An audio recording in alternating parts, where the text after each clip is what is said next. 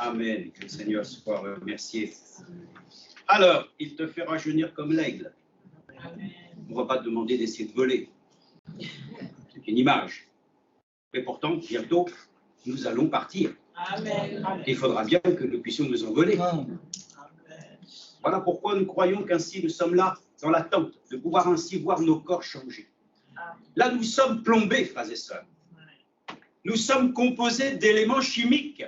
Enfin, madame l'a dit, dans le corps humain, il y a du fer, du potassium, il y a du plomb, il y a de tout. Nous sommes issus de la poussière, on retourne à la poussière. Du point de vue de cette chair, nous sommes nés nus, nous repartons nus. Nous n'avons rien que simplement le salut. Et par cela même, le salut nous accorde la grâce d'avoir la promesse de recevoir des corps nouveaux, qui seront ainsi à la taille fine, puisqu'à 20 ans, j'étais maigre.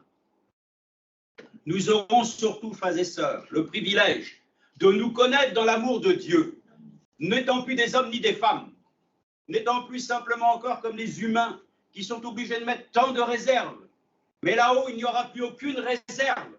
Toutes les limites auront été supprimées. Pourquoi? Parce que l'amour de Dieu nous aura englobés dans la félicité. C'est son esprit, frères et sœurs, qui prendra place de telle manière qu'il n'y aura que là, frères et sœurs, l'harmonie. Déjà, il nous est donné par le Saint-Esprit, lui-même qui le dit dans Éphésiens chapitre 1, nous avons reçu les arts de l'Esprit. Nous avons déjà le témoignage, frères et sœurs, en nous, que ces choses sont vraies. Nous l'avons expérimenté. Nous avons ainsi des expériences qui authentifient que réellement nous avons reçu l'amour de Dieu dans notre cœur. Mais nous tendons à la perfection. Et il nous semble que tantôt nous sommes ainsi vraiment ballottés de droite et de gauche, mais notre âme reste ferme. Pourquoi? Parce que simplement, il a mis en nous, non pas simplement la pensée de l'éternité, il nous a donné sa vie éternelle. Donc nous sommes heureux de pouvoir ce matin, pouvoir ainsi nous entretenir pour savoir dans le fond, aujourd'hui, où est-ce que tu vis? Non, mais enfin, je m'entends, je n'ai pas besoin de savoir effectivement l'endroit précis, le nom de ta rue, le numéro ainsi de ton bâtiment. Et la ville, je sais à peu près que nous vivons tous de toute façon dans un périmètre relatif. Non, ce que je veux dire, spirituellement, où est-ce que nous vivons aujourd'hui? Est-ce que nous sommes errants à tout vent de doctrine ou est-ce que nous avons un lieu d'habitation fixe? Vous savez que dans les temps anciens, ainsi Dieu lui-même avait demandé ainsi à Moïse de pouvoir construire un tabernacle, une tente, mais qui du jour au lendemain, ça pouvait bouger. Peut-être, je ne sais pas, mais certainement que pendant un temps, ils étaient là, ils s'implantaient. Les femmes peut-être étaient déjà là à leur fourneau. Ils avaient tout commencé, placé, puis d'un seul coup, avant même, frères et sœurs, que peut-être le dernier couvert a été mis sur la table, Dieu apparaît sous la forme de la colonne de feu ou de la colonne de nuée. Il faut partir, sans délai, amen. Mais enfin quoi, on vient à peine de s'installer. Non, il faut partir. Et on doit répondre à l'exigence de Dieu. Un jour ici, un jour là-bas, mais ils étaient tous dans la même, je dirais, dans la même situation. Ils étaient dans le désert. Mais nous, frères et sœurs, c'est vrai que dans ce monde, on est comme dans un désert. Et pourtant, Jésus-Christ, lui-même, au milieu de notre vie, il est une oasis. Et cette oasis, frères et sœurs, c'est par cela même que Dieu nous le dit. Nous ne sommes pas du monde, mais pourtant, nous sommes au milieu d'eux. Nous n'avons pas ainsi de résidence permanente sur la terre. Amen. Donc, tu es simplement un locataire. Dieu nous a accordé les uns les autres de vivre dans des maisons, certes que les hommes ont bâties, mais nous ne sommes que passagers. Nos maisons ne nous appartiennent pas. Pourtant, j'ai un titre de propriété qui me dit que Monsieur Noël et Madame Noël possèdent ainsi une petite masure, là, évaluée à tant d'euros. Mais ce n'est pas ma maison, parce que moi-même, je suis la maison de Dieu. Donc, il faut savoir où tu habites. Il y en a qui le disent, oh, tu sais, lui, on ne sait pas où il habite. Ça veut dire quoi? Ça veut dire, on ne sait pas quelle est sa vie. Mais celui qui sait où il habite, il doit savoir quel type de vie il mène. Si c'est une vie réglée, frères et sœurs, sur le diapason de Dieu, alors, ting, la note est juste. Mais quand on est dans une vie qui n'est pas ainsi établie pleinement là où Dieu veut que nous soyons, alors nous sommes aussi parfois, malheureusement, errants à tout vent de doctrine. Écoutant ce qui se dit de droite, écoutant ce qui se dit de gauche, éventuellement, on choisit son assemblée. Ça, ce sont des gens qui vraiment n'ont pas d'assises. Mais tu dois savoir où Dieu t'a implanté spirituellement. Quel est l'endroit même où Dieu t'a amené à vivre avec tes frères et tes sœurs, dans ce que l'on appelle une assemblée locale. Voyez-vous, c'est ça. Dieu a souhaité qu'il y ait toujours des noyaux, mais qui soient unis ensemble pour qu'ils puissent faire face à l'ennemi. Déjà, personnellement, individuellement, nous devons être revêtus des armes de Dieu. Mais l'Église aussi, frères et sœurs, Dieu l'a revêtue. Il l'a revêtue d'éclat. Il lui a donné ainsi son esprit, afin que l'Esprit de Dieu puisse demeurer sur nous et que d'un même cœur, nous puissions louer le Dieu que nous adorons. Oui, frères et sœurs, je vais montrer ces choses à travers, d'abord, premièrement, une écriture du temps ainsi. Eh bien, c'était du temps du roi Assuérus. Donc, nous nous trouvons dans quel livre? Esther, gloire à Dieu. Du temps d'Esther, il y avait donc une femme qui était la reine Vashti. Un nom qui résonne quand même un peu dans notre cœur. Vashti, ce n'est pas l'image de l'obéissance. Mais quand on parle d'Esther, alors là, on lui donne toutes les vertus. Elle était belle, certainement. Ah oui, c'était une belle femme. Et je crois que le roi lui-même l'a aimée. Hein. Il l'a aimée parce qu'elle avait un trait de caractère particulier. Elle était en capacité de pouvoir toucher son cœur par la parole. Je suis heureux, frères et sœurs, que aussi le Seigneur lui-même se révèle comme celui qui peut toucher votre cœur par sa parole. Le frère l'a lu ici, faisant référence à ce que frère Franck a eu l'occasion de nous entretenir, le psaume 103. Mais il y a une chose qui m'a touché aussi profondément, c'est lorsqu'il dit lui-même que l'enseignement que reçoit l'Église. Et lui, il a pris, bien sûr, référence dans l'Ancienne Alliance, qui est le type des choses qui doivent être manifestées dans la Nouvelle Alliance. Nous l'avons entendu, le frère Manassé nous a parlé hier, que nous avons une nouvelle alliance aujourd'hui. Et parce que lui-même, Jésus-Christ, il est lui-même le second Adam, l'esprit vivifiant, celui par lequel ainsi nous devenons nous-mêmes l'église des premiers-nés. Ce n'est pas parce que nous sommes l'église des premiers-nés que nous restons au biberon.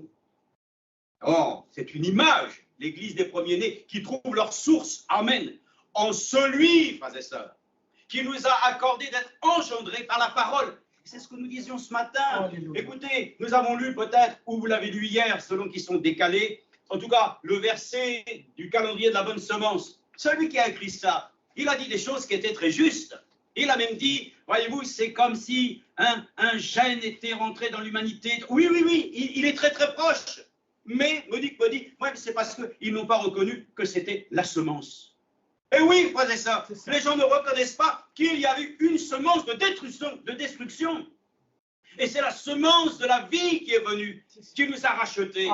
C'est une question de semence.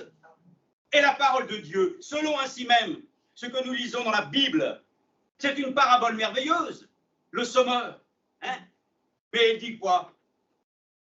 Ce qui est semé ici, c'est la parole de Dieu. Amen. La semence, c'est la parole de Dieu. Et je crois que cette semence, frères et sœurs, elle est merveilleuse. Parce qu'elle est une nourriture pour notre âme. Elle nous nourrit. Elle nous accorde la grâce, frères et sœurs, de grandir dans ses voies sages.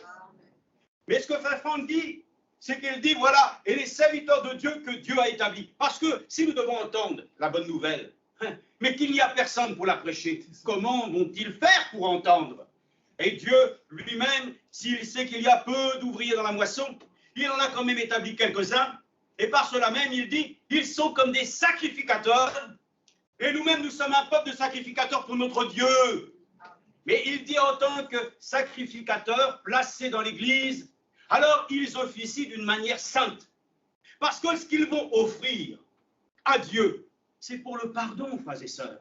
Et ce que nous disons ce matin, aussi les hommes de Dieu établis dans l'Église doivent pouvoir donner la parole de Dieu pour le salut de leurs âmes, pour la réconciliation avec Dieu. Et ce matin même, la parole de Dieu qui est donnée à l'Église doit pouvoir lui apporter aussi dans son cœur l'assurance que Dieu ne le condamne pas ce matin, mais qu'il dit simplement que sur un point ou sur un autre, tu dois pouvoir toi-même revenir à lui de tout ton cœur.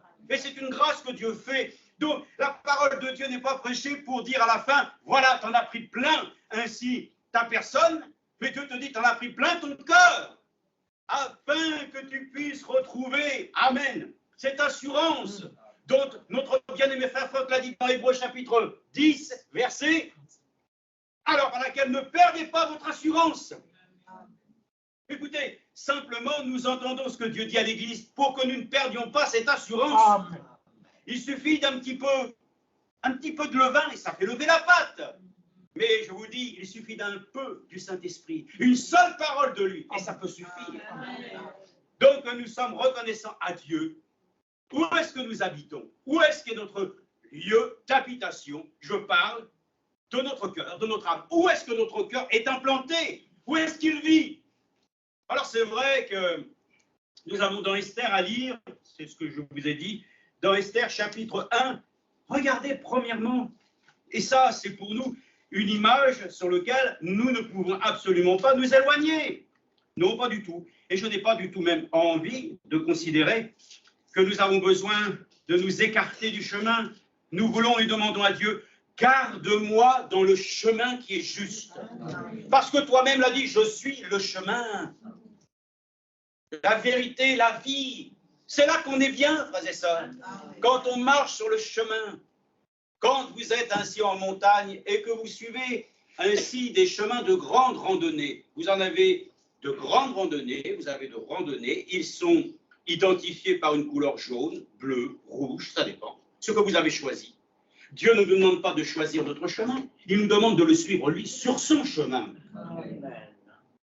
Voyez-vous, on n'est pas là pour choisir le chemin de la facilité, large et spacieux, le chemin qui donne malheureusement accès à la perdition, mais étroit et resserré. Alléluia, la voie que Dieu lui-même nous a choisie. Et nous sommes heureux. Nous marchons, amen, d'un cœur joyeux. C'est son chemin qu'il nous faut. Esther, chapitre 1. Et on va lire à partir du verset 9.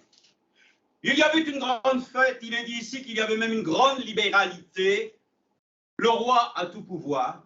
Il avait donné en ce temps-là la possibilité de faire une fête sans même que les gens puissent avoir ainsi certaines limites comme il est d'usage. Non, il y avait une grande libéralité, ce qui a fait que le roi lui-même un petit peu a perdu un peu le sens des choses. Hein. Bon.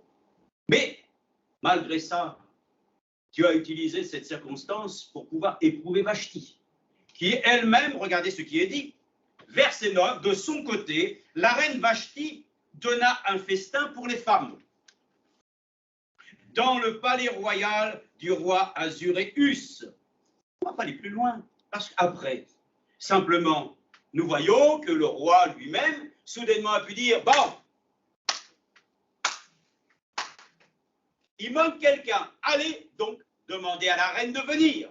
Mais elle, dans sa petite fête à elle, avait considéré que, d'abord, premièrement, lui fait son truc, et ben non, je n'irai pas.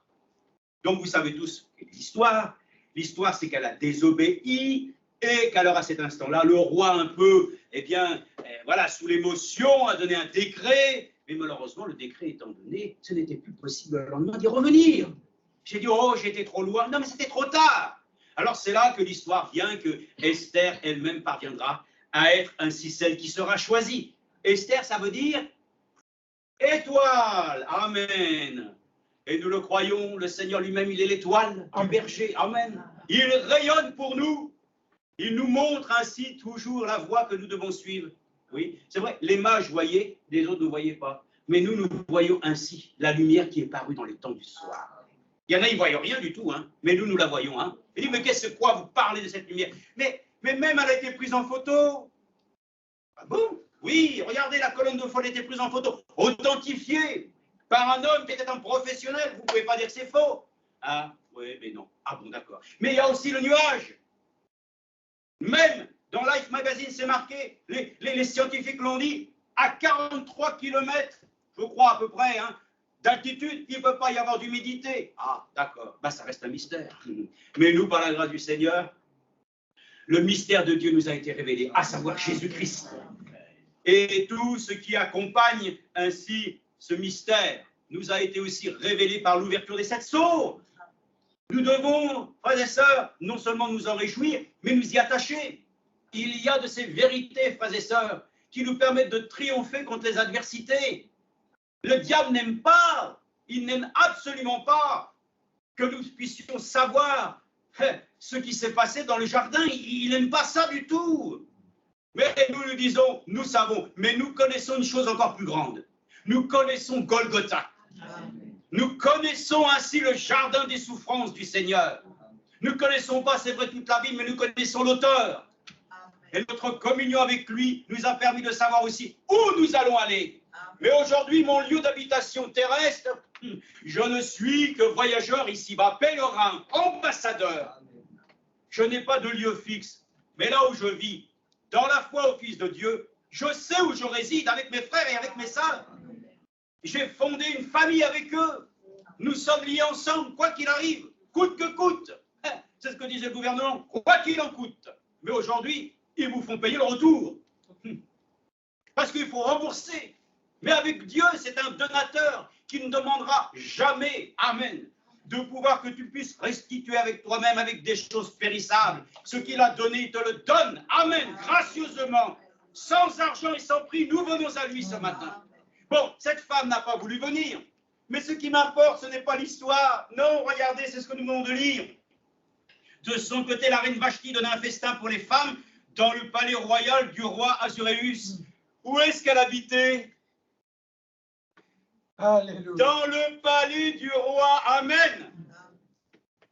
L'Église doit habiter là où le Seigneur lui-même réside. Et le Seigneur lui dira lui-même, si vous demeurez en moi, je demeure en vous. Frères et sœurs, ce matin, notre lieu d'habitation en Christ nous fait habiter dans la maison de l'Éternel. Voilà pourquoi David a pu le dire. Je suis dans la joie quand on me dit, allons à la maison du Très-Haut. Merci Seigneur. Donc vous comprenez déjà, il faut déjà que l'Église habite déjà où Dieu se trouve. Nous l'avons lu hier, le trône de Satan. Nous savons où il est à Rome. Mais nous n'habitons pas Rome. Nous n'habitons d'ailleurs aucune dénomination. Nous n'habitons que là où Dieu se trouve. Amen. Donc nous voulons ainsi résider où le Seigneur demeure. Amen. Voilà pourquoi une femme qui est mariée avec son homme, elle vit avec son homme. L'homme et la femme doivent vivre ensemble. Ils sont dans la même maison quand même. Non, non, moi je vais vivre à l'écart. Oh, c'est bizarre. Pourquoi? Parce qu'il y a un besoin d'intimité. Il y a un besoin de se soutenir et de partager ensemble la communion. Oui, vraiment, cette femme a commis une grave erreur. Elle-même avait décidé, malgré qu'elle était dans le palais, elle a désobéi. Ceux qui vivent dans la maison de Dieu doivent se soumettre aux ordres de la maison. Ainsi, comme nous le croyons, l'ordre de l'Église, ce n'est pas pour le monde, c'est pour nous. Si Dieu nous dit, fais ceci, viens, ne dis pas que tu as un plan ou que tu as quelque chose d'autre à faire qui serait plus précieux. Lorsque nous vivons dans sa présence, nous devons nous soumettre à sa volonté. Et Jésus l'a dit, ma nourriture, c'est de faire ta volonté. Donc déjà, c'est bien, il faut déjà vivre là où Dieu se trouve. Moi, mon cœur, comme le dit le psaume 23, oui, alors le psaume 23, il y a deux écritures, deux versions. Lisons simplement pour vous montrer que dans le psaume 23, il y a l'expression qui nous est donnée et que nous connaissons particulièrement bien. Qui d'ailleurs ne connaît pas le psaume 23, l'Éternel est mon berger. Amen. C'est souvent comme cela que nous croyons que nous pouvons ainsi nous donner, voilà, cette assurance quand on est dans les difficultés, parce que lui-même le dit, ton bâton et ta houlette me rassurent. Et l'homme de Dieu, Frère Branham a dit, ne dites pas simplement où il y a la pensée de dire, quand vous êtes dans l'ombre de la vallée de la mort, il n'y a pas de vallée de la mort en Jésus-Christ. Mais quand vous passez par la vallée qui est difficile, lui est toujours présent. Sa houlette, c'est ce bâton avec une forme, voyez-vous, de C, par laquelle ainsi il peut ramener ceux qui s'égarent. Nous sommes très reconnaissants à ce Dieu qui prend soin de nous. Et il dit simplement, verset 8, « Oui, le bonheur et la grâce m'accompagneront, et tous les jours de ma vie, et je reviendrai dans la maison de l'Éternel. » Amen. Il y a donc là aussi littéralement la pensée de dire, « Et j'habiterai dans la maison de l'Éternel. » Amen. Amen. Il faut habiter dans la maison de l'Éternel. pensez à qui maintenant? Vous pensez simplement à l'enfant rebelle, celui qui a quitté la maison du Père. Lui-même, il devait continuer à vivre dans la présence de celui qui était dans sa maison un serviteur. Mais lui, il a voulu ainsi, eh bien, comme on le dit, c'est ainsi l'enfant prodigue. Il a voulu simplement lui-même profiter de la vie. Mais quand on profite de la vie de ce monde, on meurt. Parce que le monde nous étouffe et il essaiera de nous anéantir. Il a fallu qu'il fasse son expérience. Il l'a faite. Mais il a réalisé une chose, c'est qu'après avoir été démuni de tout, surtout trahi, ah, qu'est-ce qu'on t'aime? Tant que tu as les euros, on t'aime. Mais si tu n'as plus rien, tu ne nous es plus d'aucune aide. Il s'est retrouvé mangeant des caroubles. Ce que les cochons mangeaient, cela lui faisait envie. Alors, il a réalisé, il devait retourner à la maison du Père.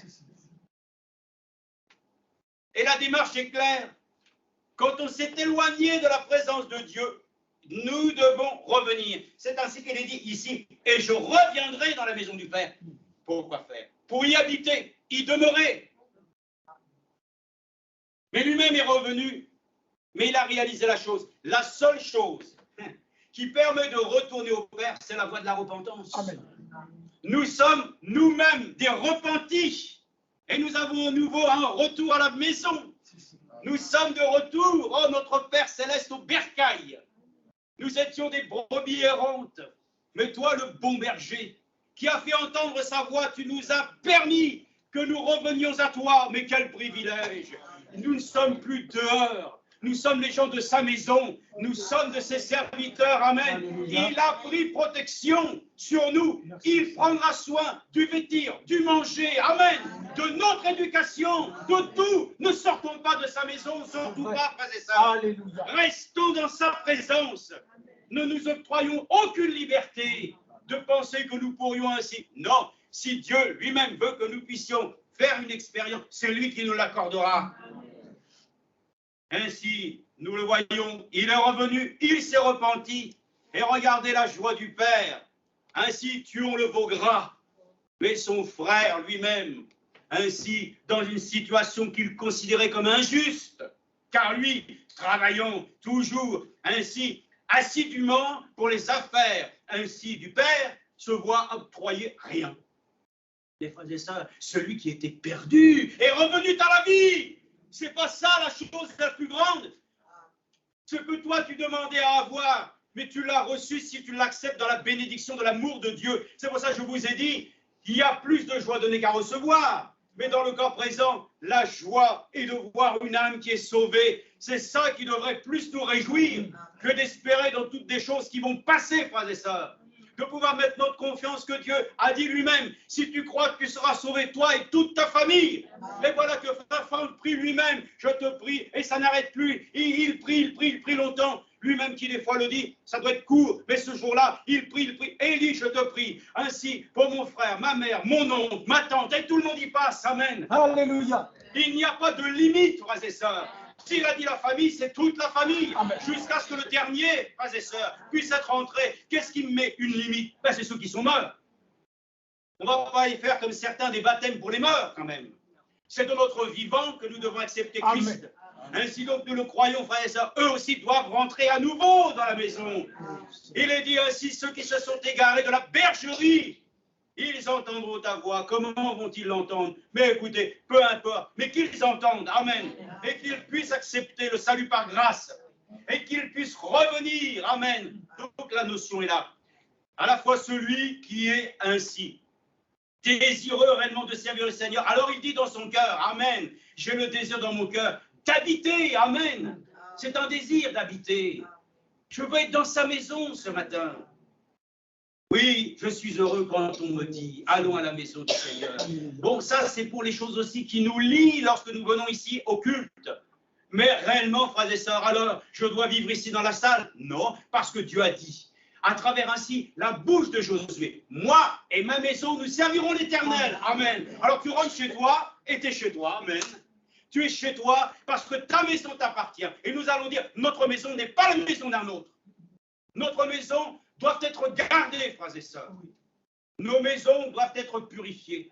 Elles ne peuvent pas contenir ainsi, non, des choses sur lesquelles ainsi nous pourrions faire une cohabitation qui ne nous conduirait que, frères et sœurs, ainsi à la destruction. Nous voulons ainsi considérer les choses. Continuons, voyons d'abord. Donc, premièrement, il faut habiter dans la maison de Dieu. Et quand tu es dans sa maison, tu dois le servir. Mais j'en ai marre de servir, moi. J'aimerais bien un peu de liberté. Quelle liberté tu veux? Le fait d'être libre dans ce monde te rend esclave. Là où est la liberté, là est l'esprit. Et là où est l'esprit du Seigneur, amen. Ça me rend aussi prisonnier de son amour. Paul l'a exprimé. Paul, prisonnier de Christ, amen. Soyons des esclaves. Nous ne voulons absolument qu'une liberté. Mais tu vas rester poinçonné. Non, ce n'est pas un poinçon à l'oreille, c'est un sceau. Amen, frère. Alléluia. C'est le sceau de Dieu. Pas de poinçon qui te rend esclave. Il y avait, vous rendez-vous compte dans l'histoire de ceux qui même étaient des esclaves, qui servaient le maître, on leur dit maintenant tu es libre, tu peux partir. Lui-même disait non, je suis bien là où je suis. Frères et sœurs, nous sommes bien où nous sommes aujourd'hui. N'ayons pas ainsi des pensées qui extrapolent dans des choses sur lesquelles nous miroiterions des choses, mes frères et sœurs, qui sont éphémères. Habitons dans sa présence et nous serons heureux. Car d'ailleurs, c'est le but même de ce que Dieu lui-même a choisi pour toi et pour moi. Voilà pourquoi il écrit ici, dans Jean chapitre 14. Dans le Nouveau Testament, nous le savons, tout ce que le Seigneur a fait, je vous le dis, de telle manière que nous puissions bien le croire, cela ne servirait à rien que mon frère là-bas, Léon, qu'il puisse aujourd'hui avoir le pardon des péchés, que Dieu lui dise « je t'ai pardonné », et puis alors ça va te donner quoi si Dieu t'a pardonné, mais car si après qu'il t'ait pardonné, qu'il n'y ait rien d'autre. Dieu lui-même dans le pardon a accordé la grâce d'une rédemption. Amen. Amen. Nous ne restons pas simplement au pardon des péchés, nous allons dans la rédemption. Amen. Il m'accorde dans sa mort expiatoire la grâce de recevoir maintenant sa vie. Il t'a aimé, oui, pour que tu vives avec lui.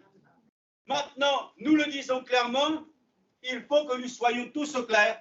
Quand nous sommes enlevés, c'est pour habiter tous dans le même lieu. C'est pour ça qu'à la Pentecôte, il est dit que le Seigneur ne pouvait pas dire « je vais venir » et à la Pentecôte, je vais, bon, un groupe ici, un groupe là, et puis je vais... Non, ils étaient tous dans un même lieu. Ils étaient tous dans le même cœur, dans le même accord, d'une même pensée. Et Dieu lui-même a envoyé son Saint-Esprit. Cette Pentecôte qui est tombée, amen, qui ensuite s'est déversée comme des langues de feu et qui s'est répandue jusqu'à nous aujourd'hui, amen. Donc nous sommes très heureux, frères et sœurs, que là-haut, vous direz, mais ça sera tout le temps. Mais c'est pour l'éternité, frères et sœurs, que nous aurons à partager. Quoi? Mais l'amour divin. Mais comme, frères et sœurs, ce n'est pas ainsi dans notre capacité aujourd'hui de pouvoir pleinement le considérer à sa juste mesure, parce que nous sommes encore avec nos sens naturels, et cette chair nous prive, frères et sœurs. Mais nous le savons, que ce que déjà nous avons dans notre cœur, ce désir de faire un dans l'amour de Dieu, si ce désir est déjà en toi ce matin, tu n'auras pas de problème, parce que le jour où tu y seras, la chose sera manifestée.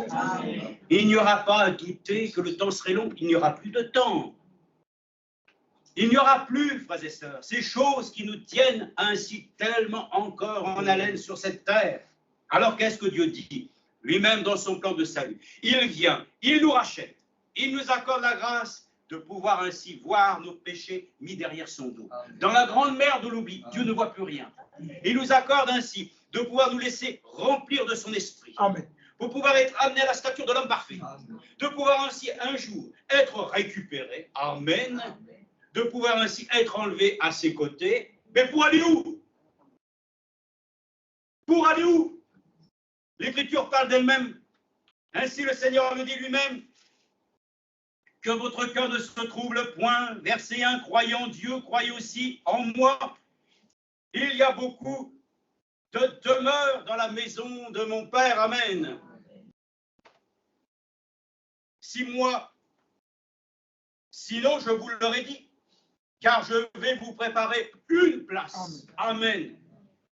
Il y a un endroit, frères et sœurs, par lequel le Seigneur lui-même nous a préparé un endroit. Et il dit lui-même, la promesse de son retour n'est liée qu'au fait que lui-même l'a dit. Je m'en vais vous préparer une place. Ensuite, je viens vous prendre pour que vous puissiez être avec moi. Là où je suis, vous serez. Amen. Seigneur, je veux être avec toi. Et déjà, ma pensée sur la terre, c'est de demeurer déjà en toi. La seule chose qui sera, c'est que nous passerons de la voix à la vue. Nous passerons simplement, frères et sœurs, de cette dimension liée à des sens naturels, mais nous passerons, frères et sœurs, alléluia, dans cette dimension, oh, frères et sœurs, où nous n'aurons plus à nous soucier de quoi que ce soit. Donc, c'est important. Le lieu d'habitation de ton cœur, ici-bas sur la terre, en fin de compte, te lie directement au ciel.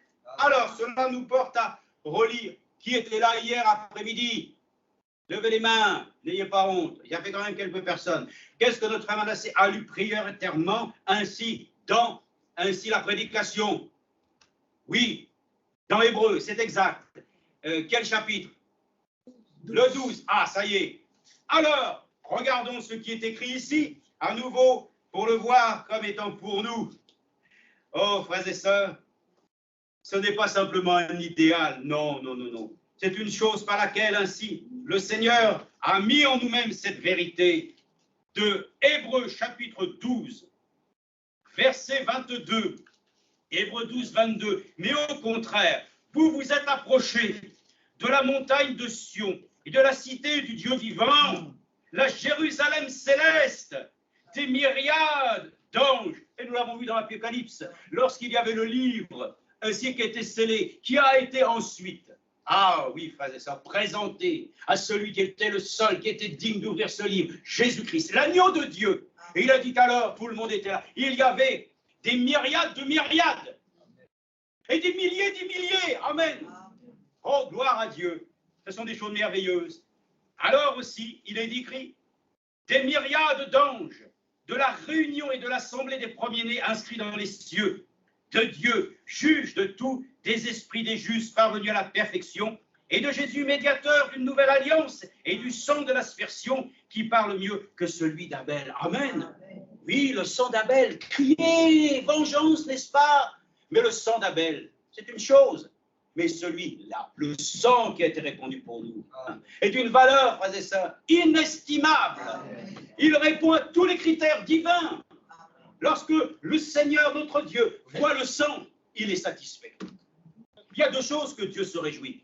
Nul ne peut se réjouir de ta personne que si tu n'es foi en lui. Et la seule chose qui t'aura acceptable, c'est le sang. Amen. Alors nous sommes reconnaissants, parce qu'il dit alors, oui, nos yeux maintenant ne se portent plus simplement sur ce qui est temporaire, mais nous prenons quand même soin de nos maisons, nous entretenons, nous faisons tout ce qui est juste. Mais déjà, nous avons un regard qui se porte vers la nouvelle cité. Là où Dieu nous a préparé une place. Est-ce que c'est là vraiment que notre cœur est désireux d'habiter? N'essayez pas de savoir ainsi, comme ainsi, je dirais, ceux qui veulent vous vendre des maisons, ils vous vendent sur plan. Alors ils vous disent, nous on avait acheté ça, hein, on avait acheté un appartement. Et l'appartement, tout était dessiné. Mais le dessin lui-même de l'architecte, c'est plat. Il n'y avait pas de 3 dimensions. Donc, ce qui fait que tout ce que vous voyez, c'était quasiment toujours au même niveau. Mais on vous met par laquelle, ici, c'est le rez-de-chaussée. Et après, vous avez, c'est l'étage.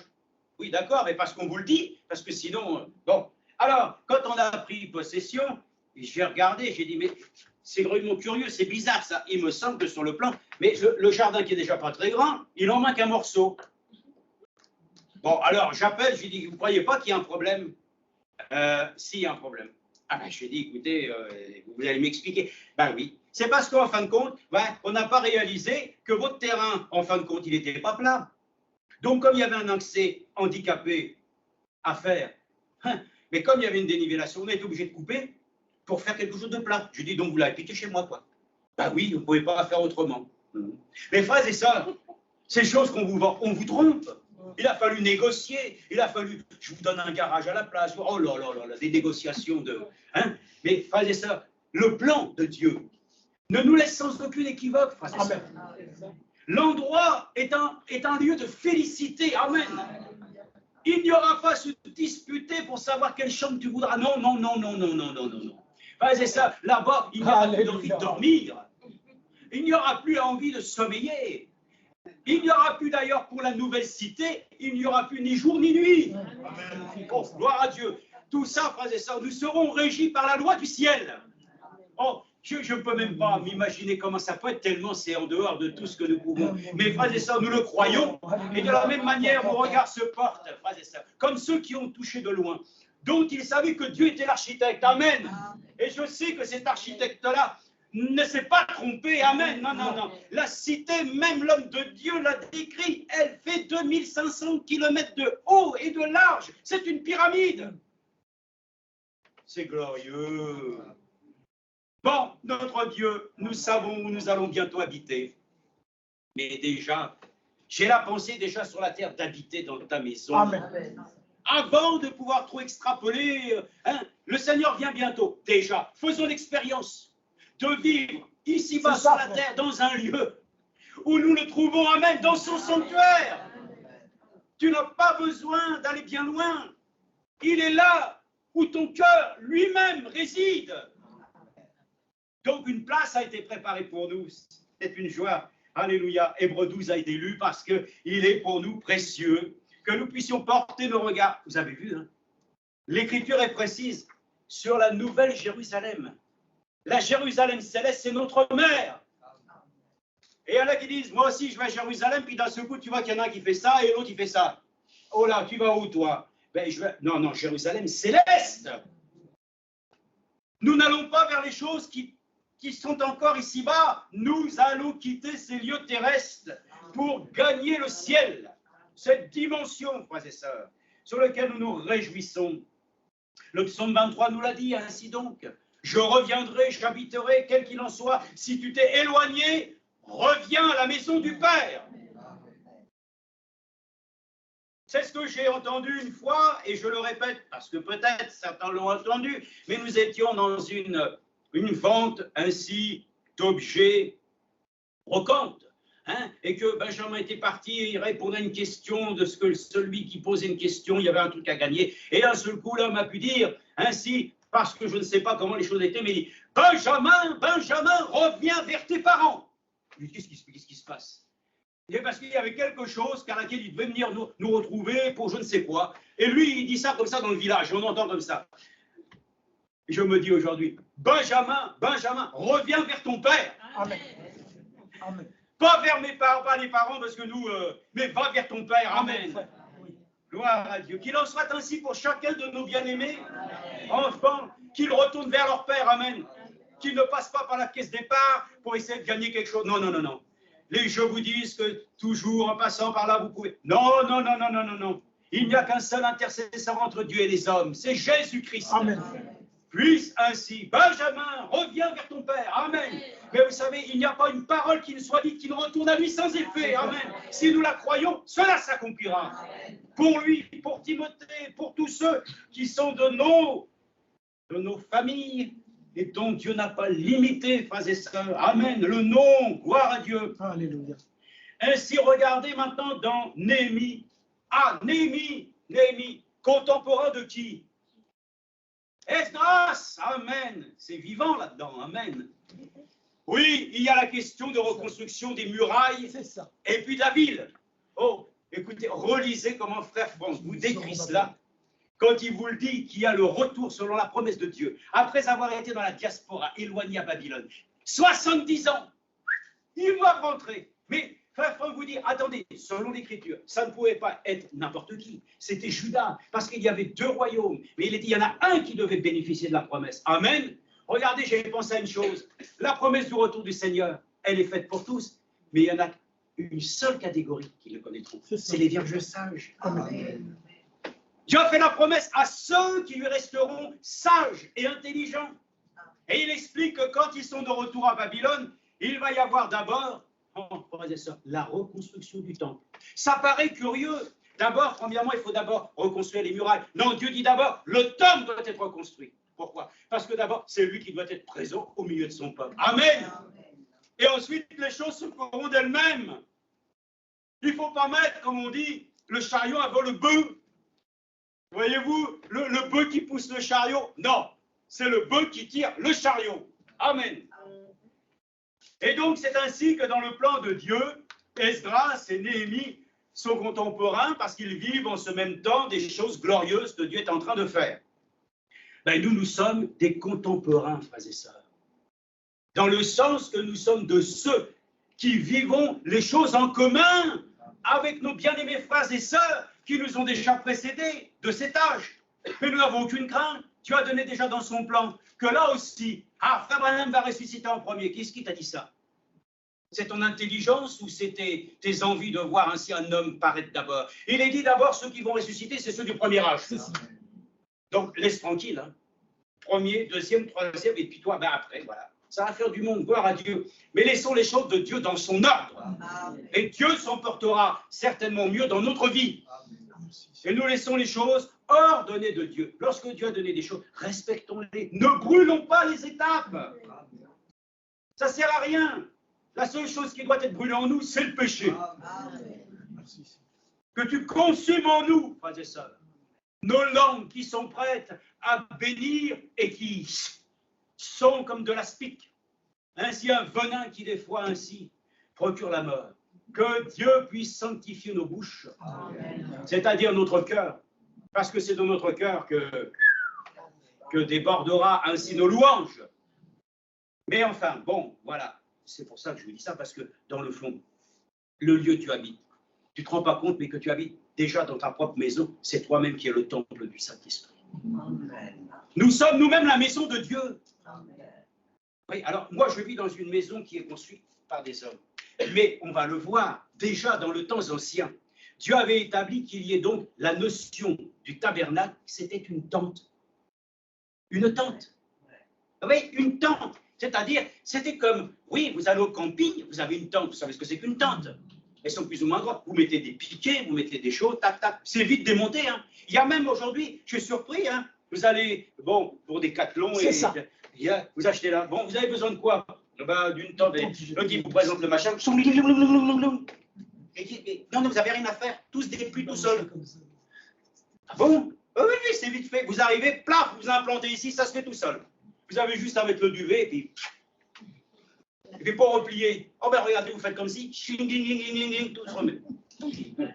Mais en ce temps-là, la temple de Dieu, le tabernacle, c'était très ordonné.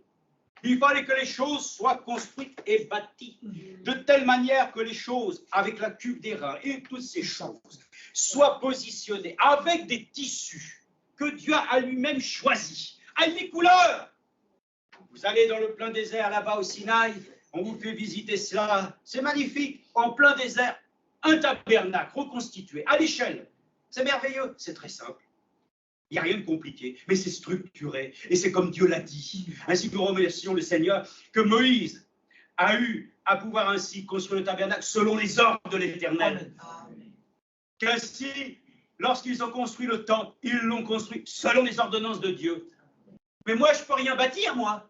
Mais que Dieu lui-même qui bâtit son propre édifice, lui-même a dit, c'est sur la révélation de Jésus-Christ que je bâtis mon église, amen. Alors on va le lire aussi, il faut croire que c'est écrit dans Esdras, mais c'est écrit aussi dans un autre prophète par laquelle, quelle maison allez-vous me bâtir, amen. Frères et sœurs, nous ne sommes pas ici-bas pour nous-mêmes nous construire notre maison, non, non, il y a trop de gens qui disent, voilà, on va faire tout, ils construisent leur maison, c'est normal, celui qui veut bâtir, il bâtit, mais spirituellement je parle.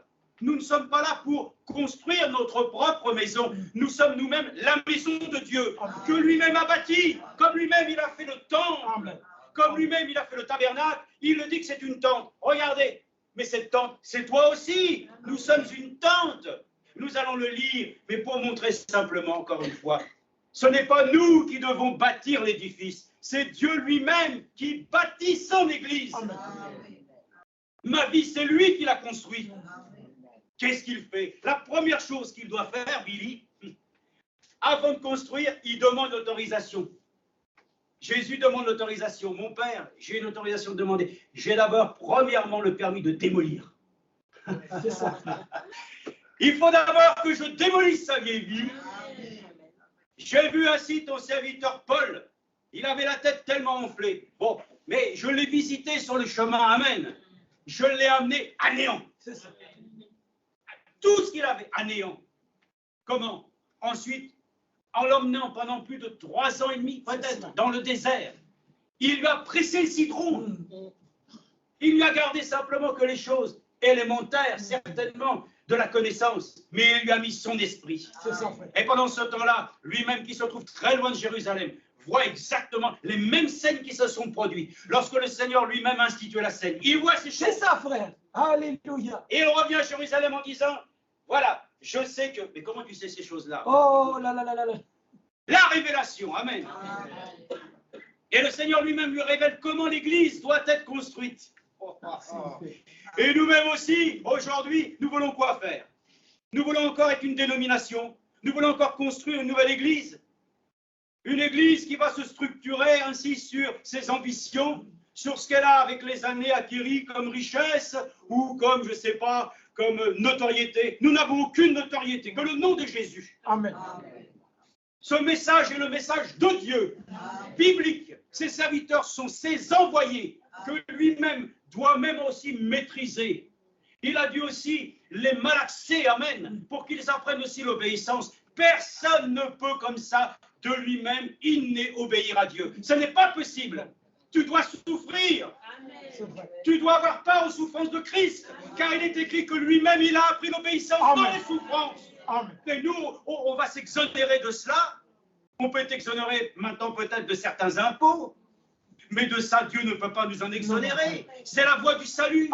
C'est la voie de la perfection. C'est la voie qui nous conduit à la soumission et à l'obéissance dans l'amour. Ce n'est pas simplement je veux obéir parce que je ne peux pas faire autrement. Non, tu obéis parce que Dieu t'apprend à dire j'aime cela. J'ai appris que dans l'amour de la vérité, il y a là cette chose de s'abandonner à toi. Amen. Et combien alors tu régénères. Tu accordes ainsi des expériences qui nous font découvrir des choses que même nous n'avions même pas pensé ni envisagé. Et il dit, tu vois, c'est ça que je suis pour toi. Amen. Donc notre propre maison, c'est lui qui l'a bâtie. Alors, si tu as encore des résistances, va voir monsieur le maire, demande-lui un permis de démolir. Et nous sommes reconnaissants que Dieu puisse nous dire dans Néhémie, chapitre 1. Et vous avez trouvé Néhémie? Oui, c'est moi qui suis en retard, c'est normal. Mais je crois que Néhémie, donc, si je le lis ici, oui, il faut que je retourne là. Néhémie, voilà, j'y suis. Néhémie, chapitre 1, verset 6. Regardez, oh, j'aime ça. Écoutez bien. Verset Néhémie. Les choses qui sont données à Néhémie, ces paroles qui nous sont données. Verset 6. Que ton oreille soit attentive et que tes yeux soient ouverts pour exaucer la prière de ton serviteur. Amen. Amen. Je me suis dit en moi-même, Seigneur, il faut que j'apprenne à prier aussi comme ça. Alléluia. Parce que le Seigneur dit, apprends-nous à prier. Et déjà, il a un modèle, notre Père, il donne la structure. Mais des fois, nous ne savons pas comment. Mais c'est écrit ici. Que ton oreille soit attentive et que tes yeux soient ouverts pour exaucer la prière de ton serviteur. Amen. Tu as déjà prié comme ça, toi? Alléluia. Et il faut que nous soyons inspirés de Dieu, afin que Dieu soit touché. En disant, ça vient, non, ça vient pas de tes tripes, ça vient de ton cœur. Et il dit, je suis en prière devant toi en ce moment, jour et nuit, pour tes serviteurs, les Israélites, en confessant les péchés des Israélites, nos péchés contre toi. Amen. Oh, il s'inclut là-dedans. Il y a tant de personnes qui disent, pardonne-leur leurs péchés, mais lui, il est pur. Je m'inclus, amen. Et l'homme de Dieu a pu dire, Moïse, puisqu'il en est ainsi, écoute, puisque ça devient, la situation devient tellement grave, enlève-moi. Ôte-moi moi-même et laisse-les en vie. C'est ce que Jésus a fait pour nous. Il a dit, moi, alors, au lieu d'aller condamner tout le monde, je prends la condamnation sur moi. Merci Seigneur. Et il dit, moi, écoutez bien, nos péchés contre toi, moi et ma famille, nous avons péché. Dans la traduction littérale, ce n'est pas marqué comme cela. Il est dit nos péchés contre toi, moi et la maison de mon Père, nous avons péché. Amen. Frères et sœurs, quand nous avons péché, c'est toute la maison qui est souillée. Il n'y a pas simplement une partie, non, c'est la cuisine, non. Tout ton corps, tout ton être devient souillé. Et par le sang de Jésus-Christ, il purifie de tout péché. Amen. Il vient du sol au plafond, amen, de la cave au grenier, il nettoie tout. Frères et sœurs, comprenons que dans notre propre maison, quand il y a des choses qui nous salissent, c'est toute la maison du Père qui devient ainsi insalubre. Donc, simplement pour nous montrer la pensée qu'encore une fois, notre maison, elle est une maison, voilà, dont le Seigneur a dit, une maison de sainteté. Amen. Acte 7, 44. Lisons ces choses et je voudrais montrer aussi que notre devoir, c'est que nos maisons, que nous habitons aussi, fait de main d'homme, doivent être aussi des maisons par lesquelles le Seigneur doit pouvoir y habiter sans, je dirais, sans contrainte. On va voir simplement comment les choses sont dites. Mais dans Actes, dans le livre des Actes, chapitre 7, il est écrit, chapitre 7, verset 44.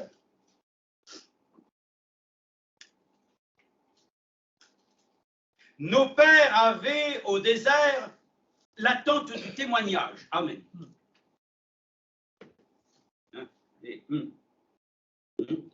L'attente du témoignage. Ne sais-tu pas toi-même que si tu es en du Saint-Esprit, tu es aussi un puissant témoignage pour ton Dieu?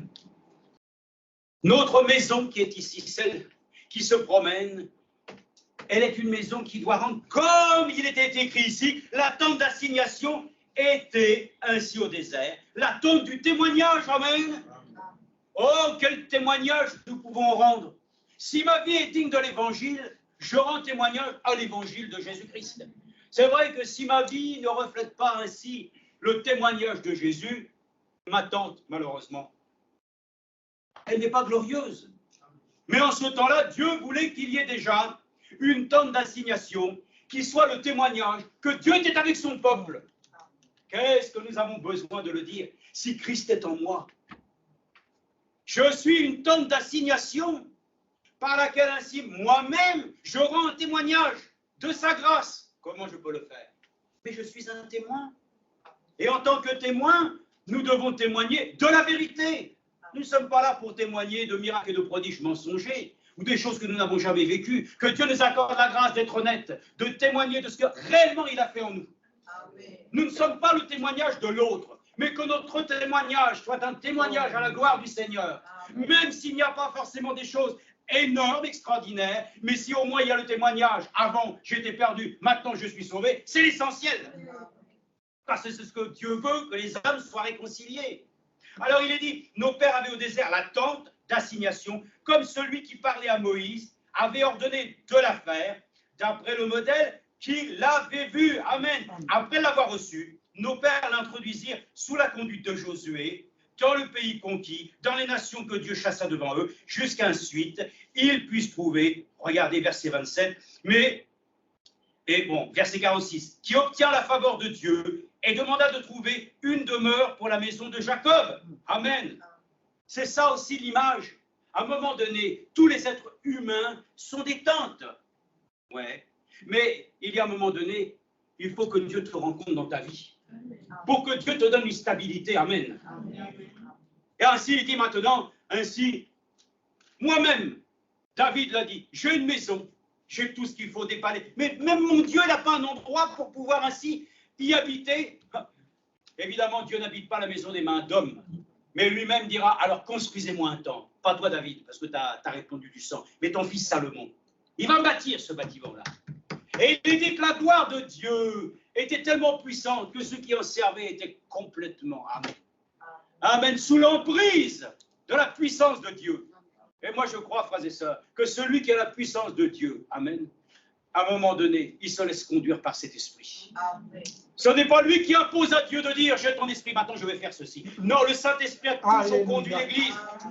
Ce n'est jamais, frères et sœurs, les hommes qui disent qu'ils ont le Saint-Esprit, qui conduisent les affaires du Seigneur. C'est la dénomination, frères et sœurs.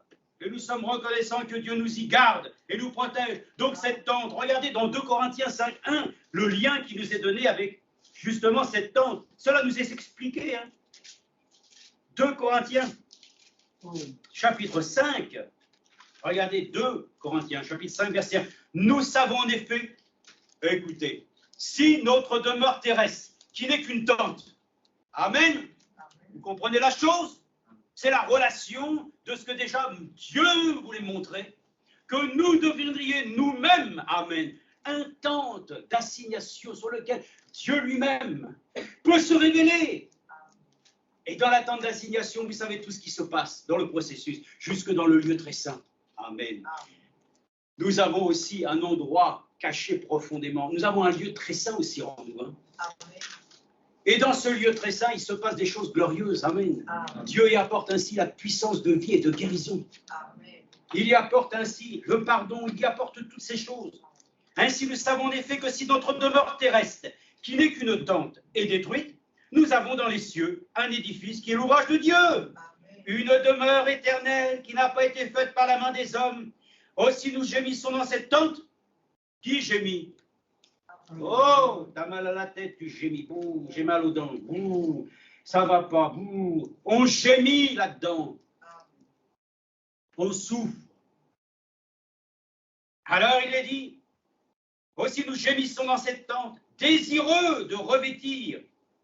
Vous avez vu comment déjà le chrétien sur la terre se revêtit des armes de Dieu? Mais déjà, dans la pensée, désireux de revêtir notre domicile céleste par-dessus l'autre. Comme je l'ai dit, le facteur passera adresse inconnue. Il pourra y avoir peut-être encore des plis qui arriveront, mais lorsque nous serons enlevés, il n'y aura plus d'habitants au numéro par lequel ainsi le courrier s'adressait. Nous serons partis. Et nous serons ainsi, non pas comme nous l'avons déjà dit, à laisser quoi que ce soit pour dire où nous sommes partis. Nous serons là, où Dieu nous a dit que nous serions. Mais les hommes n'ont pas voulu le croire, alors à quoi ça servirait qu'ils sachent que nous sommes là-haut? Mais ils le sauront bien un jour, bien sûr. Il dit, notre domicile céleste par-dessus l'autre, si du moins nous sommes trouvés vêtus, et non pas nus, car tandis que nous sommes dans cette tente, nous gémissons, accablés, parce que nous voulons non pas nous dévêtir, mais nous revêtir, afin que ce qui est mortel soit absorbé par la vie. Amen. Amen.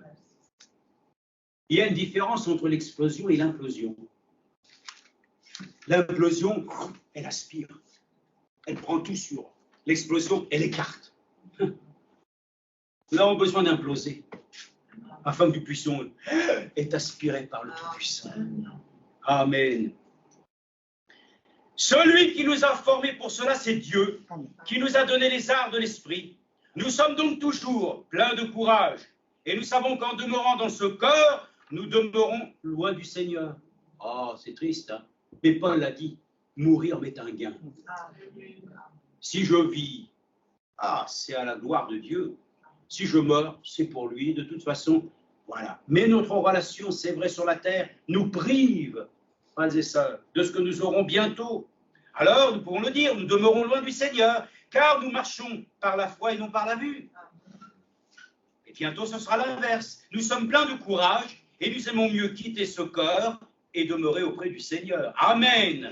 Ça, c'est sûr. Mais pour l'instant, frères et sœurs, notre lieu d'habitation terrestre nous porte à dire que le Seigneur lui-même a fait cette promesse. Je serai avec vous tous les jours. Et je serai même en vous. Amen. Donc, nous ne sommes pas seuls. Non, certainement pas. Nous ne sommes pas seuls. C'est une vérité. Je voudrais avancer. Amen.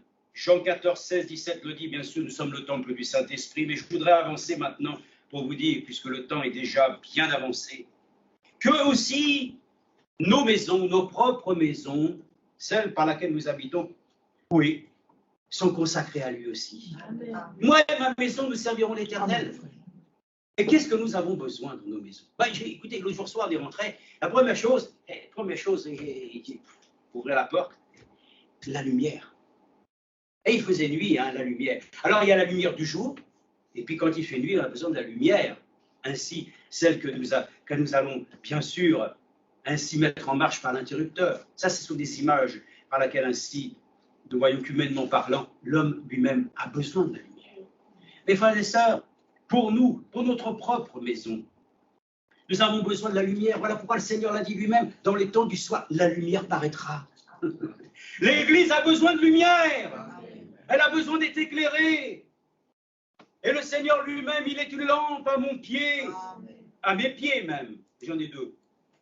Mais il est une lumière sur mon sentier. Et pour cela, l'Écriture le dit ici, dans Job 38, pour vous montrer maintenant qu'aussi, si l'homme a besoin de lumière pour s'éclairer, notre cœur aussi, bien sûr, a besoin d'être éclairé. Mais regardez la chose dont il est dit ici dans Job. Alors, dans Job, il faut lire les choses peut-être d'une manière particulière. Je vais vous dire pourquoi. Parce que dans Job, vous avez d'abord le dialogue lui-même de Job. Ensuite, vous avez le dialogue de ces deux, on va dire ces deux amis. Hein. Mais quand ils répondent, c'est eux qui disent les choses. Job lui-même, c'est qu'il dit les choses. Mais vous savez qu'à un moment donné, il y a Dieu lui-même qui dit des choses. Et des fois, quand on lit, on attribue la chose, mais c'est un des deux amis qui a parlé. C'est lui qui a dit ces choses, selon, ça paraît tout juste, c'est selon sa pensée. Mais à la fin, le Seigneur dira, oui, mais eux, ce sont des paroles qu'ils ont données comme ça, par laquelle ainsi, ce sont des paroles de connaissance, tout ça. Mais néanmoins, dans le cœur, Dieu a donné ainsi la parole juste, amen, à celui-même qui, Job, a défendu une cause qui semblait perdue d'avance. Mais Dieu a su reconnaître là où il y avait un cœur qui était sincère, qui ne parlait pas simplement parce qu'il parlait, parce qu'il connaissait. Mais Job lui-même, alors, s'est vu donner des réponses de la part du Seigneur. Et c'est dans Job, chapitre 38, que vous pouvez lire ici. C'est le verset 19. Regardez même ce qui est dit. Réponse de l'Éternel à Job.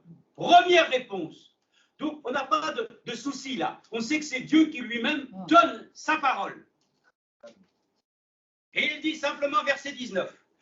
Où est le chemin qui conduit à la demeure de la lumière? Amen. Ah, oh Dieu, nous voulons être dans ta maison aujourd'hui, mais je n'avais pas réalisé que, c'est vrai, cette demeure est appelée la cité de la lumière. Ah oui. Je ne veux pas être dans la maison du Seigneur et marcher à tâtons. Ouais, ça, un peuple qui meurt, c'est un peuple qui n'a pas de révélation. Nous avons par la grâce de Dieu une puissante révélation de Jésus-Christ. Cette révélation doit pouvoir nous éclairer suffisamment les uns les autres pour savoir comment nous devons marcher. Et pour cela même, le Seigneur nous aide. Je vous l'ai dit, nos pas sont même guidés par lui. Il est une lampe à mes pieds, amen, une lumière sur mon sentier. Mais alors, où est le chemin qui conduit à la demeure de la lumière? Moi, j'ai besoin, c'est vrai, que ma demeure soit éclairée. Mais je n'ai pas besoin simplement, artificiellement, de provoquer de la lumière par des soi-disant connaissances. Ah, je connais, j'ai lu. Non, ça, la révélation de la parole de Dieu. C'est ça que nous devons demander à Dieu. Qu'il puisse nous accorder un puissant esprit qui nous révèle sa parole. Amen. Que lorsque nous l'entendions, nous la comprenions afin qu'elle devienne lumière. Lui-même l'a dit, je suis lumière. Nous étions ténèbres. Maintenant, nous sommes lumière. Dis-le, je suis lumière. Amen. Tu es lumière. Amen. Nous sommes lumière. Ils sont lumière. Amen. Les enfants de Dieu le sont. Nous ne sommes plus ténèbres. Parce que nous avons reçu la lumière divine. Oh, frères et sœurs, où est la demeure de la lumière? Mais là-haut, parce qu'il n'y aura ni jour ni nuit là-bas, c'est éclairé tout le temps. Il est dit, la face du Seigneur éclaire constamment, frères et sœurs. Déjà sur la terre ici-bas, c'est lui-même qui, par sa parole, il est dit, ta parole est comme une lampe à nos pieds, une lampe. Et pour cela, il est dit, où est le chemin qui conduit à la demeure de la lumière? Et les ténèbres. Où ont-elles leur emplacement? Question. Le diable, il est le père du mensonge. Et nous savons tous que le mensonge ne vient pas de la vérité. La vérité est la vérité. Ensuite, c'est de déformer les propos de Dieu. Ainsi, nous sommes reconnaissants. Les ténèbres sont dans ceux qui déforment la parole de Dieu. Vous êtes dans les ténèbres quand vous commencez à interpréter. Nous sommes dans les ténèbres quand nous doutons. Nous sommes dans les ténèbres quand nous laissons la porte ouverte, frères et sœurs, aux démons. Que nous laissons la place ainsi aux esprits qui perturbent. Et la Bible dit que nous n'avons pas justement à lutter contre la chair et le sang, mais nous devons veiller à ce que nos maisons soient préservées de tous les mauvais esprits. Amen. Écoutez, si quelqu'un vient chez vous, des amis, bon, on passe un bon moment, et à un moment donné, allez, on a un petit peu de temps avant de repartir, on va faire une partie de cartes, on va jouer au tarot. Oh, quoi? Le tarot? Mais le tarot, ce sont des cartes par lesquelles ainsi les magiciens utilisent ça pour faire parler l'avenir. Allez, je ne vais pas réaliser. Mais réalise! Réalise! On ne peut pas laisser la cartomancie rentrer dans nos maisons. Il ne peut pas y avoir de place, frères et sœurs, pour des choses sur lesquelles, ainsi, le diable sournoisement vient habiter avec nous, sous une forme ou sous une autre. Il y a déjà la télévision, c'est déjà assez. Hein. La télévision, ça reste dans le tube, comme on dit, hein, dans l'écran. Hein. Mais attention, de ce que nous entendons, la foi vient, de ce que nous entendons des hommes, ça détruit aussi notre foi. À nous de faire très attention. Hein. Si tu es chez toi, et puis que constamment, de toute façon, ton occupation principale, c'est d'écouter ce qui se dit à la télévision, tu finiras par être influencé jusqu'au point ta vie va sombrer. Nos maisons ne sont pas des maisons sur lesquelles nous avons ouvert la porte ainsi au diable. Il n'a pas le droit d'entrer, c'est notre propriété privée. Il n'a pas le droit d'entrer dans notre cœur, il ne rentrera pas non plus dans notre maison. C'est ça. Madame disait que notre maison est une maison comme une maison en 3 dimensions. C'est vrai, il y a la partie basse, laquelle ainsi nous mangeons, nous vivons, nous faisons toutes les choses. C'est le salon. Après, il y a la deuxième partie, c'est l'intimité, c'est les chambres. Et ensuite, nous avons ainsi les parties supérieures, tout le grenier, tout ce qui renferme ainsi le souvenir. C'est l'image de nous-mêmes. Nous avons une vie avec ceux que nous pouvons recevoir dans nos maisons, mais il y a la vie avec ceux que nous vivons. Hein. C'est pour ça que Fabalam a eu ce conflit, parce que son fils, à un moment donné, a dit, voilà, attends, c'est comme ça, moi, je vis ici, j'aurai ma division dans ma chambre. Fabalam ne voulait pas. Il l'a laissé, hein. Il a dit, bon, ok, il aura son expérience, mais il ne pouvait pas accepter au-delà de certaines choses. Nous ne pouvons pas, frères et sœurs, accepter certaines choses. Dans nos maisons, ce n'est pas possible. Donc, nous demandons à Dieu qu'il nous accorde la grâce de mettre de l'ordre. Amen. De dépoussiérer tout ce qu'il faut. Les objets qui sont, je dirais même, des objets dont on n'a pas l'assurance, que leur origine, moi j'ai été une fois, je le dis, c'était tout au début de ma vie chrétienne, une maison, la sœur se plaignait de manifestations diaboliques. J'y suis allé, je m'assis sur le siège, j'étais jeune converti, j'étais juste à peine assis, poum, une épée, comme une épée, qui m'avait transpercé, je ne pouvais plus respirer. Et je voyais le frère qui était là et qui parlait avec elle. Et elle riait de tout ce qu'elle pouvait. C'était même un peu comme de la démence. Bon, je dis, j'espère que ça ne va pas durer longtemps parce que moi... Et elle commence. Et il y avait des objets bizarres, des femmes curieuses, des choses... Et ça, il est dit qu'à Jérusalem, ils sont venus, ils brûlaient leurs livres de magie, ils nettoyaient. Et ça, vaut mieux avoir des murs blancs, amen, que des murs peinturlurés ou des choses qui ne représentent que des choses qui viennent d'on ne sait où. Donc veillons, frères et sœurs, parfois, que certaines choses ne viennent pas ainsi mettre ainsi dans nos maisons des choses qui viennent influencer. Donc, il faut veiller avec qui nous habitons et pour faire très attention de ce que ainsi l'ennemi veut essayer d'y ainsi entrer pour y appliquer ainsi sa magie. Non, nous voulons absolument que Dieu nous garde. Alors écoutez, Marc 5.1, oh là là, Marc 5.1. Non, mais je vais lire simplement aussi quelques versets, je veux que nous puissions comprendre. Marc 5.1 d'abord, lisons. Marc 5.1. Oh, je vais dire ça, il y a tous ces passages-là, donc je vais les lire. tant pis, hein, voilà. Ceci, si on ne les lit pas maintenant, Alléluia. on verra ça plus tard, puis plus tard, ça serait trop tard. C'est ça. Vaut mieux prendre le temps, vaut mieux prendre 5 minutes de plus, hein, et de se dire comme ça, au moins, on a entendu Amen. Oui. Il est dit, regardez, oh, ça peut faire peur, mais n'ayez pas peur. Comme a dit Jésus, je suis là. Tout ce que nous lisons dans la Bible, Jésus est là.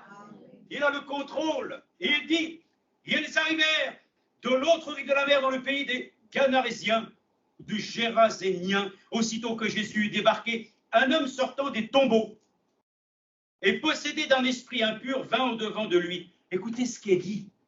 Il avait sa demeure dans les tombeaux.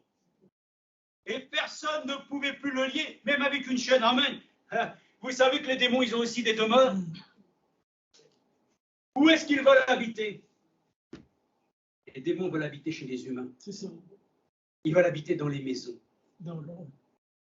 Ils veulent prendre possession, même jusqu'au point où ils se sentent délogés d'aller dans les cochons. Frères et sœurs, c'est déjà occupé, nous. Hein. Il n'y a pas de place. L'ennemi veut vivre aussi dans des demeures, comprends-le. Et il veut s'inviter, c'est comme un chat. Le chat du voisin, il vient, première chose, il commence à venir. Tac, tac. Ce qu'il veut, c'est une demeure. Lui, il veut plusieurs demeures. Comme ça, il sait qu'il y a toujours un endroit de chute. Mais nous, frères et sœurs, notre vie est à Jésus-Christ. Et c'est ainsi qu'alors, si eux-mêmes cherchent des demeures, ce n'est pas ma maison qu'ils vont trouver. Hein. Il faut lui dire. C'est ça, frère. Interdiction, amen, propriété privée. Et elle appartient, on connaît le propriétaire, Jésus-Christ. Gloire à Dieu, amen. Nos maisons ne peuvent pas faire des expériences. Les gens viennent, non mais je voudrais vous montrer que, oui, les forces maléfiques et tout ça, non mais je connais la puissance de Dieu en action, moi ça me suffit. Non mais on va faire quelque chose, on va faire tourner des tables, on va faire parler les esprits. Oh, non, non, non, non, non, non, non. Non, frères et sœurs, nos maisons ne sont ouvertes qu'à la présence du Saint-Esprit. Nous demandons que nos maisons soient habitées que de lui. Amen. Ainsi donc, aujourd'hui, maintenant qu'il en soit ainsi, que nos maisons soient visitées par un ange de miséricorde, qu'il nettoie même des choses, qu'il nous ouvre l'entendement pour voir qu'il y a des choses qui ne vont pas, qu'il nettoie. Oh, moi j'ai les choses de papa, j'ai les choses de maman, mais moi, écoutez, je vais vous dire, j'avais la montre de mon grand-père, arrière-grand-père, c'était une montre, elle ne marchait plus. À un moment donné, je lui dis, bon, mais qu'est-ce que c'est ça, arrière-grand-père? Bon, j'ai dit, écoutez, elle va aller dans un musée ferroviaire. Alléluia! Et comme ça, il y avait plus de gens qui pouvaient profiter des choses qui étaient dedans. Et moi, c'était fini, moi. Quand j'ai été là, je me suis juste ainsi marié. J'ai tout libéré. J'avais tous les albums de Spirou, de Tintin. J'avais dépensé de l'argent, toutes ces choses. Mais j'ai tout nettoyé. Que Dieu te bénisse. J'avais, à un moment donné, mais tu ne vas plus rien avoir. Ouais, non, mais de toute façon, la chose que je possède était plus grande que toutes les autres choses. Et beaucoup de choses comme ça. J'ai été jeune, j'ai fait des bêtises. J'ai acheté des choses inutiles. Pourtant, j'étais capable d'aller à la cave et puis de voir une petite bouteille marquée eau de Lourdes et puis de la prendre et de la casser. Ah oui, ça j'étais. Mais il y avait d'autres choses que je ne voyais pas, que ces choses-là n'étaient pas nécessaires. Donc Dieu nous aide, frères et sœurs. Non, il n'y a pas de choses douteuses qui doivent s'exercer chez nous. Il n'y a de la place que pour la sainteté de Dieu. Et c'est pour cela même, que quand les témoins de Jéhovah veulent rentrer chez vous, vous n'êtes pas obligé de les laisser rentrer. Bon, maintenant, tant que nous avons le droit de faire rentrer qui on veut. Voilà, si un jour les choses changent, alors là, c'est plus pareil, frères et sœurs. Dans ce cas-là, nous nous réfugions dans le fait, on vous conduira devant les tribunaux. Alors là, c'est une autre affaire. Mais pour l'instant, on a encore de cette autorité de pouvoir ainsi nous garder. Amen. Regardez, Apocalypse 24. Encore une fois, je le dis. Et nous pouvons le dire, et nous le disons, nous nous gardons. Il est dit d'ailleurs, comme nous l'avons rappelé et comme nous l'avons entendu dernièrement, le fait de douter de Dieu, le fait de mettre sa parole ainsi en doute, nous rend comme des magiciens. C'est comparable à la magie, frères et sœurs. Vous rendez-vous compte? Donc nous ne pouvons plus avoir d'autre alternative que de croire en lui. Amen. Dans ma maison, je ne peux pas avoir, sinon ça va être la présence des magiciens, des sorciers. Non, Alors là, je réalise, c'est pas possible ça. Je dois croire en toi plus que toute chose, Seigneur, Amen. afin que les magiciens sortent, qu'ils périssent comme Simon. Qu'il n'y ait aucune magie, frères et sœurs. Qu'il n'y ait aucun rite qui ne reste, frères et sœurs, de ce que vous avez connu du passé. Très à table, c'est fini ça. Il va y avoir des malheurs. Oh là, là, la glace a été brisée. 7 ans de malheur. Oh là là. Que Dieu nous aide. Nous rejetons cette magie et ces esprits Au nom de Jésus. qui n'ont aucune place dans ton cœur ni dans ta maison. Je viens d'Afrique. Mais écoute, tu viens d'Afrique ou de ça. La sorcellerie, elle est partout. Mais surtout de là-bas. Faisons attention. Nous sommes libres. Amen. L'arme de Dieu, le sang. Amen. Donc c'est dit, Apocalypse 2,24, écoutez, c'est très important, je vous le dis. Oh, mais il est dit, Apocalypse 2,24, je crois que c'était ça. Je ne sais pas si c'est celui-ci. Je ne pense pas. Non, seulement vous avez... Ah oui, mais à vous, verset 24, à tous les autres de Thyatire, qui n'ont pas cette doctrine, et n'ont pas, comme ils disent, connu les profondeurs de Satan. Vous vous rendez compte? Il y en a qui disaient qu'ils connaissaient, mais moi je veux connaître les profondeurs qui appellent la profondeur. Hein. Ne nous laissons pas tromper, frères et sœurs. Non. Alors, il est dit, Jésus est venu. Il a dit simplement, quoi? Moi, le Fils de l'homme, venir constater que mon Père avait dit, vous devez faire du temple une maison de prière, vous en avez fait une maison de brigands et de voleurs. Ah, Jésus, il avait l'amour, hein, tu penses, il a pris le bâton et puis il a commencé à frapper, il a commencé à taper. Mais il devait aussi ordonner ce que même ainsi les diacres doivent faire dans l'église, mettre de l'ordre. Mais l'ordre qu'il a mis a été temporaire. Pour le dire simplement que ces choses n'ont pas de place, nous devons les chasser, nous devons les briser au nom de Jésus-Christ. C'est de la tromperie, frères et sœurs. Donc lui-même est venu et il a dit cette maison doit être une maison de prière. Alors on ne peut pas invoquer autre chose que le bon esprit. Amen. Ainsi donc, nous remercions le Seigneur. Je veux terminer. J'avais pris ce passage aussi de Romains 16:5 où il est dit que Paul disait de saluer un tel et un tel, où il est dit parce qu'ils ont une église de maison. Amen. C'était ça aussi au départ. Les églises maison. Les gens se consacraient dans leur maison. Moi, j'ai connu ça aussi. Hein. Nous avons connu ça quand on est à la maison. On a consacré, on a fait des pièces, on a fait des choses. Oui. Nos maisons doivent être un temple pour Dieu aussi. Des maisons de prière, vous rendez-vous compte? Amen. Bon, simplement pour dire 2 Timothée 3,6. Et on va arrêter. Hein. 2 Timothée 3,6. Mais je veux terminer. Frères et sœurs, veillons. Que qui des choses sont ainsi présentes autour de nous, et notamment des choses qui peuvent directement influencer le cours de notre vie dans nos propres maisons. Il faut avoir le courage, c'est vrai, de pouvoir les prendre à bras-le-corps et de pouvoir ainsi les extirper du milieu de nous. Parce que ça va une influence diabolique. On ne peut pas raconter ce que nous avons vécu. Quand nous étions en Ardèche, j'avais dit, je ne veux plus en parler.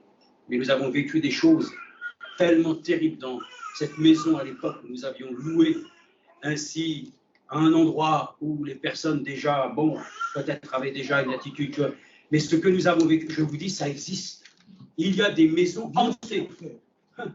Mais nos maisons, frères et sœurs, voilà pourquoi Frère Madame disait, il va à l'hôtel, il disait, voilà, il rentre dans la chambre d'hôtel, il invoquait le Seigneur. Amen. Et il a dit, voilà, toutes sortes d'esprits sont venus ici. Seigneur, je sanctifie, je purifie cet endroit. Amen. Nos maisons, tous nos appartements, les choses avant d'y habiter. Il faut d'abord demander au Seigneur qu'il vienne nettoyer. Amen. Et dans la cave aussi. Amen. On a même retrouvé des fois des gens qui étaient enterrés dans les caves. C'est vrai. Alors, voyez, non, frères et sœurs, Dieu doit avoir le contrôle de tout. Amen. Que Dieu nous accorde la grâce. Donc, je termine 2 Timothée. Merci. Oui, 2 Timothée, chapitre 3, verset 6. 2 Timothée 3, 6, il est dit, regardez, faisons attention, hein. Ça va vous étonner, mais c'est pour nous dire de cette manière pratique hein, comment les choses sont dans la parole de Dieu. Il est dit, car les hommes seront égoïstes. Bon, ok. Verset 4, traite impulsif, en fait d'orgueil, aimant leur plaisir plus que Dieu. Ils garderont la forme extérieure de la piété. Mais ils en renieront la puissance. Éloigne-toi de ces hommes-là. Amen. Il y en est parmi eux qui s'introduisent dans les maisons et qui captivent certaines femmes chargées de péché et agitées par des passions variées. Elles apprennent toujours sans pouvoir jamais arriver à la connaissance de la vérité. Amen. Il parlait de jeunesse, de gendresse et tout ça. Voyez-vous, l'ennemi vient sournoisement essayer d'entrer dans ta demeure. Que ça soit ta demeure spirituelle ou ta demeure même personnelle. Oui. Simplement, c'est une recommandation. Écoutez, il y en a une autre ici. 2 Jean, chapitre 1, verset 10. 2 Jean, chapitre 1, verset 10. Bon, ça, je l'ai étudié un peu avant. Ça ne vient pas comme ça. J'ai remarqué, j'ai dit dans la Seigneur, il y a des passages. Voilà, donc ça, c'est notre recherche que nous vous transmettons. Donc, 2 Jean, il est dit, chapitre 1, verset 10. Regardez. Il est sujet, verset 6. Malgré cela, ces hommes aussi, dans leur rêverie, souillent la chair, méprisant l'autorité du Seigneur, injuriant les gloires. Alors, lorsqu'ils contestaient avec le diable et discutaient au sujet du corps de Moïse, l'archange Michel n'osa pas porter contre lui un jugement injurieux, mais il dit que le Seigneur te réprime. Eux, au contraire, ils parlent de manière injurieuse de ce qu'ils ignorent et ce qu'ils savent par instinct, comme des animaux sans raison, ne sert qu'à les corrompre. Malheur à eux, car ils ont suivi la voie de Caïn, c'est dans l'égarement de Balaam que pour un salaire ils se sont jetés, et c'est par la révolte que Corée qu'ils ont péri. Amen. Il y a des personnes comme ça qui sont prêtes toujours à essayer d'influencer les gens, frères et sœurs. Non, non, frères et sœurs, ne nous laissons jamais influencer par personne. Nous nous laissons influencer que par le Seigneur lui-même. Parce que ça a des conséquences terribles. Oui, 1 Pierre 4,7. 1 Pierre 4,7. Il est écrit aussi, la fin de toute chose est proche. Soyez donc sensés et sobres en vue de la prière. Avant tout, ayez les uns pour les autres un amour constant, car l'amour couvre une multitude de péchés. Exercez l'hospitalité les uns envers les autres, sans murmure. Amen. Puisque chacun a reçu un don, mettez-le au service des autres, en bon intendant de la grâce si diverse de Dieu. Amen. Par contre, nos maisons sont ouvertes, frères et sœurs. Beaucoup ne savent même pas qu'ils ont hébergé des anges. Nos maisons sont ouvertes pour aussi ceux qui apportent la bonne nouvelle. Nous sommes ouverts les uns pour les autres. Amen. Notre maison sera appelée une maison de bénédiction. Et je voulais parler aussi de ce qui est écrit dans Esdras. Quelle maison me bâtirez-vous, dit le Seigneur. Laissez vos maisons lambrisser. Amen. N'essayons pas de faire du rafistolage. Laissons le Seigneur lui-même bâtir ainsi un édifice spirituel par lequel ainsi, même nos maisons ici, je vous le dis, faisons très attention. Laissons la place au Seigneur et que s'il y a des choses qui peuvent être encore du domaine ainsi des ténèbres, Dieu lui-même nous a accordé qu'il y a une ville de lumière. Mais cette ville de lumière déjà resplendit jusque dans notre cœur et jusque dans notre maison. Que le Seigneur chasse les démons au nom de Jésus. Qu'il puisse ainsi quitter ainsi les personnes, les lieux par lesquels ils habitent. Que tout endroit ainsi puisse être purifié ce matin. Nous ne voulons pas ainsi négliger que malheureusement, il y a des choses qui sont dans ce monde occulte et nous devons ainsi pouvoir les rejeter dans le nom puissant de Jésus-Christ. Amen. Amen. Amen. Que le Seigneur soit remercié de ce qu'il a aussi pour nous une grâce de nous accorder, que nous réalisons que notre vie ne nous appartient pas. Notre lieu de vie sur la terre, c'est là où Dieu nous a placés. Mais notre vie, c'est Christ. Christ est ma vie. Et pour cela même, nous sommes nous-mêmes une tente par laquelle ainsi nous pouvons pleinement être un témoignage vivant de notre Dieu. Alors, pour nos propres vies terrestres, nous vivons dans des maisons. Oui, mais ces maisons aussi doivent être comme Josué l'a dit, moi et ma maison nous servirons l'Éternel. Et de cette maison, elle est composée de familles, et ces familles ont le droit au salut. La promesse de Dieu est formelle. Alors nous revendiquons dans nos maisons que Dieu puisse ainsi nous accorder la grâce de pouvoir aussi être un temple du Saint-Esprit. Que ce temple ainsi puisse être à la gloire de notre Dieu, dans le nom de Jésus-Christ. Amen.